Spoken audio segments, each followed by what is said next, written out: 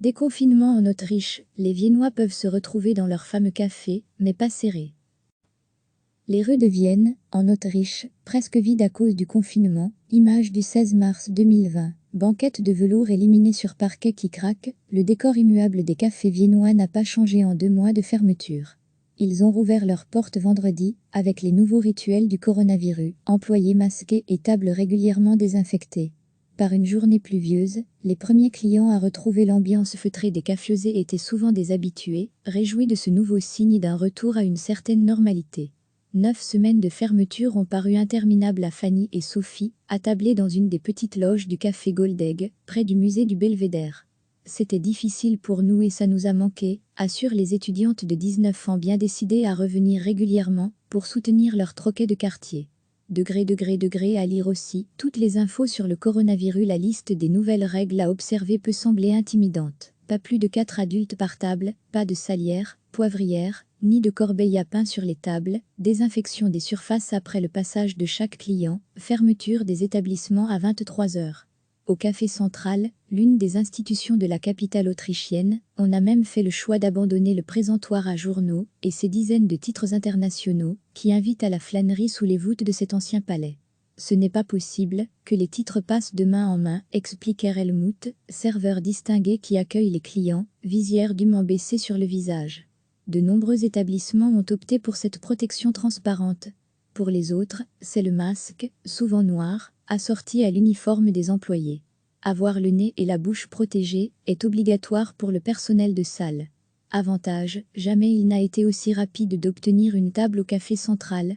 D'habitude, dès le matin, une longue file de touristes s'étire devant ce lieu fréquenté, il y a plus d'un siècle par le révolutionnaire Léon Trotsky ou l'écrivain Stefan Zweig. Nous pensons que les Viennois qui n'ont pas l'habitude de venir vont avoir envie de découvrir ce lieu, veut croire le serveur. Le nostalgique café Sperle avec ses boiseries sculptées et ses lustres dorés dégringolant du plafond à moulure devra lui aussi faire pour un temps sans les 50% à 60% de touristes qui forment sa clientèle, explique sa propriétaire Monika Staub. Nous avons heureusement nos habitués, se rassure Madame Staub. Elle prévoit de proposer la lecture des journaux à ses clients, à condition qu'ils portent des gants et aient le visage couvert. Si les 41 000 cafés et restaurants autrichiens sont parmi les premiers à rouvrir en Europe, de nombreux gérants disent craindre pour l'avenir de leurs entreprises. Outre les aides débloquées par le gouvernement, la ville de Vienne a distribué des bons à dépenser dans les établissements de la ville. Quelques musées ont également rouvert vendredi, notamment l'ancienne résidence impériale du château de Schönbrunn.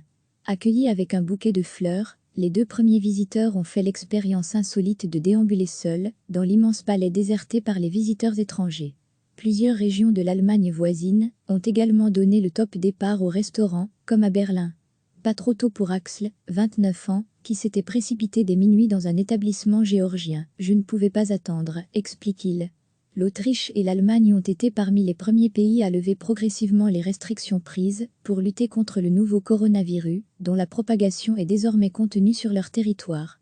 Sur la terrasse très fréquentée d'un restaurant vietnamien de Berlin, Jenny Baeuz, 44 ans, a commandé un curry pour elle et son fils de 2 ans. Après avoir préparé chaque repas moi-même pendant 12 semaines, je suis ravie que quelqu'un d'autre puisse le faire pour moi. Banquette de velours éliminée sur parquet qui craque, le décor immuable des cafés viennois n'a pas changé en 2 mois de fermeture. Ils ont rouvert leurs portes vendredi, avec les nouveaux rituels du coronavirus, employés masqués et tables régulièrement désinfectées. Par une journée pluvieuse, les premiers clients à retrouver l'ambiance feutrée des cafetiers étaient souvent des habitués, réjouis de ce nouveau signe d'un retour à une certaine normalité.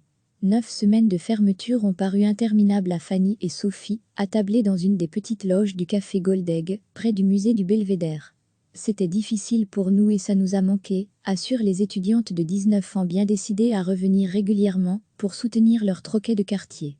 Degré à lire aussi, toutes les infos sur le coronavirus. La liste des nouvelles règles à observer peut sembler intimidante. Pas plus de 4 adultes par table, pas de salière, poivrière, ni de corbeille à pain sur les tables, désinfection des surfaces après le passage de chaque client, fermeture des établissements à 23 heures.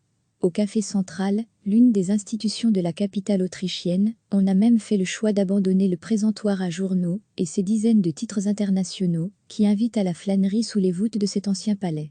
Ce n'est pas possible que les titres passent de main en main, explique R.L. Mout, serveur distingué qui accueille les clients, visière dûment baissée sur le visage.